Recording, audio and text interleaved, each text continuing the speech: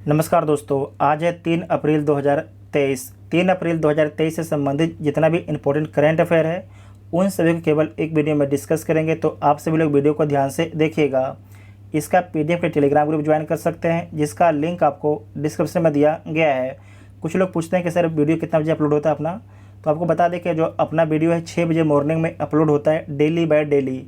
Right time 6 बजे आपको video मिल जाएगा, ठीक है। तो आप लोग 6 बजे वीडियो को देख सकते हैं। तो आइए देखते हैं पहला क्वेश्चन। 100% विद्युतीकृत रेलवे नेटवर्क वाला भारत का पहला राज्य कौन बना है? तो भारत का पहला राज्य हरियाणा बना है, तो सी ऑप्शन ठीक हो जाएगा। हरियाणा को मैप में देख लीजिएगा, ये आपके हरियाणा है। हरियाणा की सीमा हिमाचल प्रदेश, पंजाब, राजस्थान और उत्तर प्रदेश राज्यों से लगता है। तो आपको ध्यान रखना है कि 4 राज्य से जो है हरियाणा की सीमा लगता है। उसके बाद 2 केंद्र शासित प्रदेश से, एक आपका चंडीगढ़ है और दूसरा आपके दिल्ली है। साथ ही आपको ध्यान रखना है कि जो चंडीगढ़ है और पंजाब है, इसकी राजधानी कहाँ पर है? तो चंडीगढ़ है। और जो चंडीगढ़ यूटी है, इसकी भी राजधानी आपके चंडीगढ़ है। हरियाणा का मौजूदा ब्रॉड गेज नेटवर्क 1701 किलोमीटर है, जो अब 100% विद्युतीकृत हो गया है। विद्युतीकृत होने का लाभ क्या होगा? तो आयातित कच्चे तेल पर निर्भरता कम होगा, विदेशी मुद्रा की बचत होगी, ऊर्जा कुशल और पर्यावरण के अनुकूल परिवहन होगा। इसके कारण ग्रीन हाउस गैस उत्सर्जन में कमी आएगी, भारी ढुलाई क्षमता में वृद्धि होगी, परिचालन और रखरखाव लागत में कमी आएगी। भारतीय रेलवे ने दिसंबर 2023 तक अपने ब्रॉड गेज मार्गों का 100% विद्युतीकरण करने का लक्ष्य रखा है। भारतीय रेलवे को 2030 तक जीरो कार्बन उत्सर्जन बनाने की योजना है। बहुत ही इम्पोर्टेंट पॉइंट है, 2030 तक। भारत का पहला रेल 16 अप्रैल 1853 को बम्बई से थाने के बीच में चला था। इस ट्रेन को जो है ग्रेट इंडियन पेनिनसुला रेलवे के द्वारा चलाया गया था। इस समय भारत के गवर्नर जनरल लॉर्ड डलहौजी थे। रेलवे का मुख्यालय नई दिल्ली में है। रेल मंत्री अश्वनी वैष्णव है। रेलवे बोर्ड के अध्यक्ष और सीईओ अनिल कुमार लाहौटी हैं। उसके बाद है हरियाणा। हरियाणा की राजधानी कहाँ पर है? चंडीगढ़ है। मुख्यमंत्री मनोहर लाल खट्टर हैं। राज्यपाल बंडारू दत्तात्रेय हैं। लोकसभा में 10 सीट है, राज्यसभा में 5 सीट है और विधानसभा में 90 सीट है। उड़ीसा दिवस या उत्कल दिवस कब मनाया गया है? तो 1 अप्रैल को मनाया गया है। 1 अप्रैल को मनाया गया है। साथ ही आपको ध्यान रखना है कि 30 मार्च को जो है राजस्थान दिवस मनाया गया है। 30 मार्च को जो है राजस्थान दिवस मनाया गया है। आप ध्यान से इस मैप को समझिएगा, ठीक है। यहाँ पर ध्यान से पूरा समझिएगा, आपको 1 मिनट देना है। ये आपके पूरा बंगाल था, ठीक है। ये पूरा आपके बंगाल था, लेकिन बंगाल से बिहार अलग कब होता है?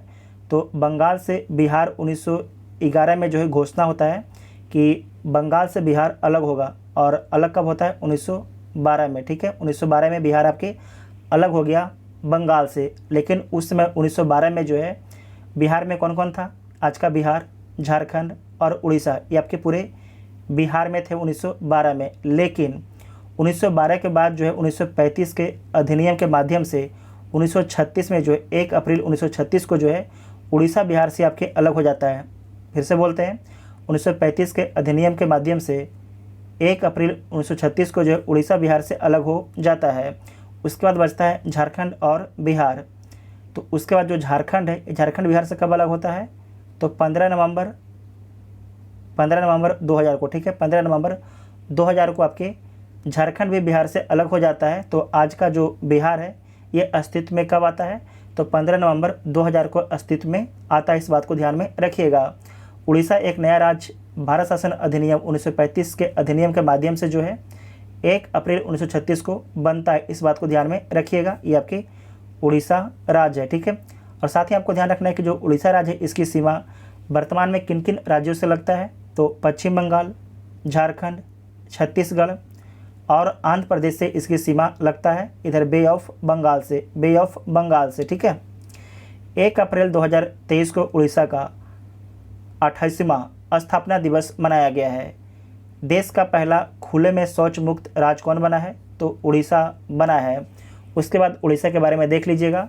राजधानी भुवनेश्वर है, मुख्यमंत्री नवीन पटनायक हैं, राज्यपाल प्रोफेसर गणेशी लाल हैं, लोकसभा में 21 सीट है, राज्यसभा में 10 सीट है, विधानसभा में 147 सीट है। भारत का सबसे लंबा बांध हीराकुंड बांध आपको याद रखना है कि उड़ीसा में स्थित है और किस नदी पर है तो महानदी पर स्थित है। चिल्का झील उड़ीसा में स्थित है। सिमलीपाल राष्ट्रीय उद्यान ये भी आपके उड़ीसा में स्थित है। नेक्स्ट पॉइंट है कि जगन्नाथपुरी मंदिर और कोणार्क का सूर्य मंदिर ये भी आपके उड़ीसा में स्थित है। और साथ ही आपको ध्यान रखना है कि जो कोणार्क का सूर्य मंदिर है इसे ब्लैक पैगोडा बोला जाता है, ब्लैक पैगोडा बोला जाता है। ठीक है, इसे नोट कीजिएगा, इंपॉर्टेंट पॉइंट है। भारत सरकार ने विदेश व्यापार नीति फॉरेन ट्रेड पॉलिसी में देश के निर्यात को 2 ट्रिलियन अमेरिकी डॉलर तक बढ़ाने का लक्ष्य कब तक रखा है तो 2030 तक भारत सरकार का लक्ष्य है कि भारत का निर्यात जो है 2 ट्रिलियन डॉलर का हो जाए 2030 तक। ठीक है, फॉरेन ट्रेड पॉलिसी की घोषणा किसके द्वारा किया गया है तो वाणिज्य और उद्योग मंत्री पीयूष गोयल जी के द्वारा किया गया है। विदेश व्यापार नीति फॉरेन ट्रेड पॉलिसी 2023 के तहत जो है 4 नए शहरों फरीदाबाद, मिर्ज़ापुर, मुरादाबाद और वाराणसी की पहचान टाउन ऑफ एक्सपोर्ट एक्सीलेंस के रूप में की गई। इंपॉर्टेंट पॉइंट है, आपसे पूछा जाएगा कि टाउन ऑफ एक्सपोर्ट एक्सीलेंस शहर के रूप में किसकी किसकी पहचान की गई है तो फरीदाबाद, मिर्ज़ापुर, मुरादाबाद और वाराणसी। और साथ ही आपको ध्यान रखना है कि ये 4 शहर से पहले जो है 39 शहरों को टाउन ऑफ एक्सपोर्ट एक्सीलेंस का दर्जा दिया जा चुका है। ठीक है, उसके बाद नेक्स्ट पॉइंट है कि हाइड्रोक्लोरोकार्बन के उपयोग को 80% तक कम करने का लक्ष्य कब तक रखा गया है 2047 तक रखा गया है। भारत के ऊर्जा स्वतंत्र देश बनाने का लक्ष्य 2047 तक है। मुंबई शहर में शून्य कार्बन उत्सर्जन का लक्ष्य 2050 तक है। कार्बन का शून्य कार्बन उत्सर्जन का लक्ष्य 2070 तक है। भारत द्वारा नेट जीरो का लक्ष्य 2070 तक है। ठीक है, नेक्स्ट पॉइंट है कि आरबीआई की स्थापना दिवस कब मनाया गया है तो आरबीआई की स्थापना दिवस 1 अप्रैल को मनाया गया। ठीक है, 1 अप्रैल 2023 को जो है आरबीआई की स्थापना दिवस मनाया गया है। तो सबसे पहले समझना है कि आरबीआई इसका फुल फॉर्म क्या होता है तो रिजर्व बैंक ऑफ इंडिया इसका फुल फॉर्म होता है। और रिजर्व बैंक ऑफ इंडिया का क्या क्या काम है इसके बारे में ध्यान से याद रखिएगा। पहला काम है कि मॉनेटरी पॉलिसी मौद्रिक नीति तैयार करना और उसे लागू करना।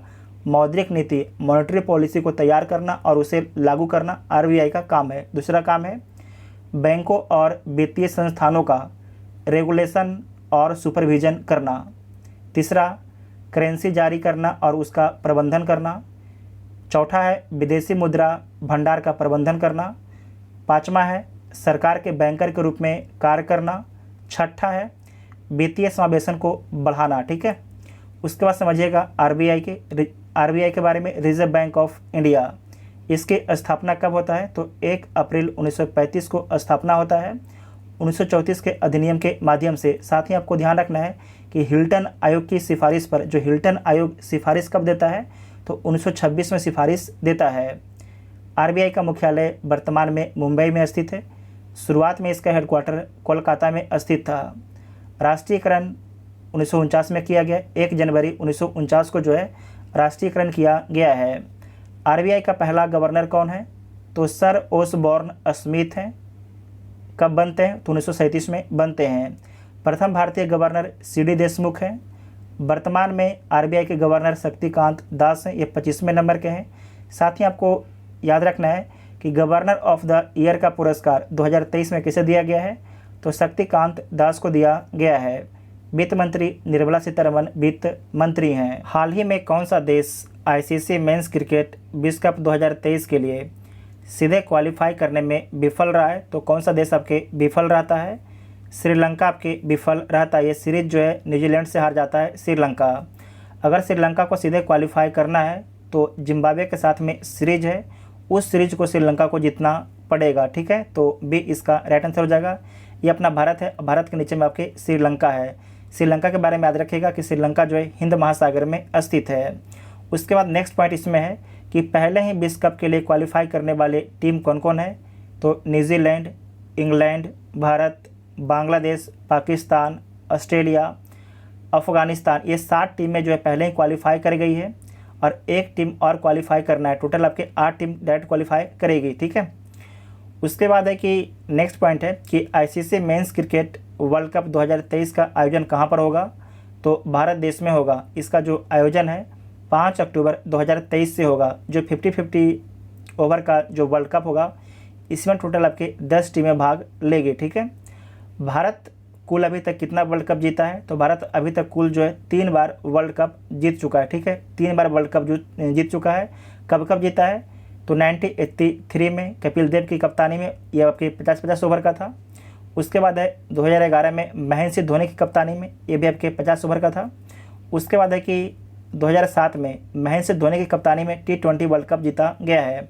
इसका मतलब है कि एक बार आपके T20 और 2 बार आपके 50-50 ओवर का वर्ल्ड कप जीता गया है भारत के द्वारा। कुल 3 वर्ल्ड कप जीता गया है भारतीय टीम के द्वारा।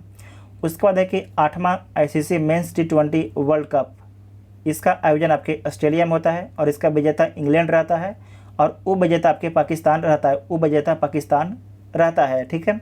साथ ही आपको ध्यान रखना है कि T20 वर्ल्ड कप जो है इंग्लैंड के द्वारा 2 बार जीता गया है, ठीक है।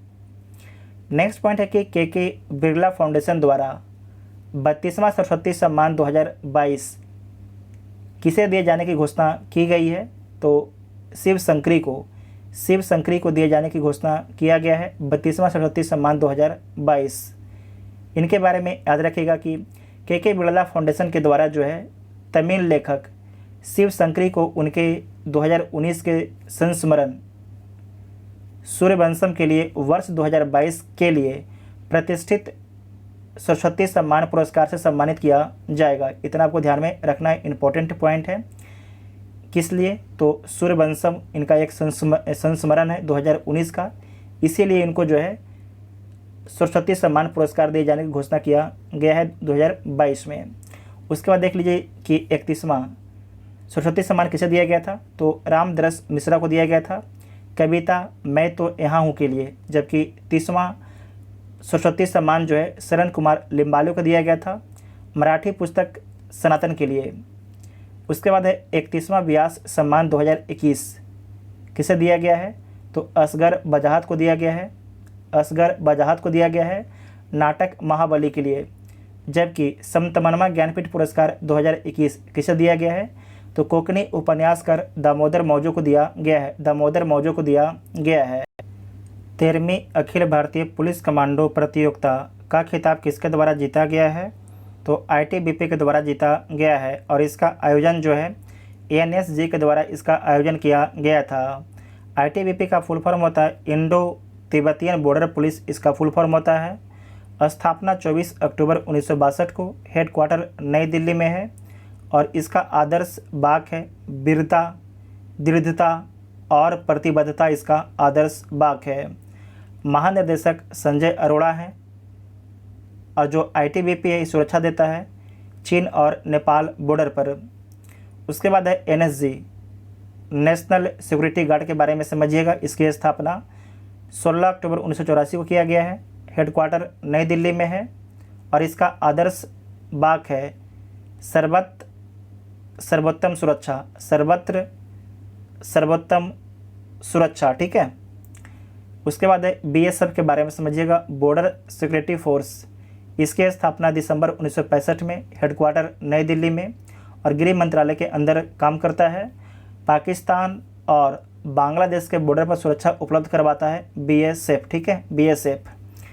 नेक्स्ट पॉइंट है कि भोपाल रानी कमलावती स्टेशन से नई दिल्ली के बीच 11वीं वंदे भारत एक्सप्रेस को हरी झंडी किसके द्वारा दिखाया गया है।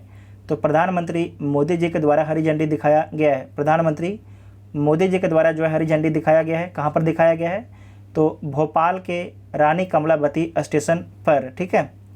उसके बाद आपको याद रखना है कि पहली वंदे भारत ट्रेन जो है कब चला था। तो 15 फरवरी 2019 को नई दिल्ली से वाराणसी के बीच में। उसके बाद है कि पहली किसान रेल की शुरुआत 7 अगस्त 2020 को हुआ था। महाराष्ट्र के देवलाली से बिहार के दानापुर तक।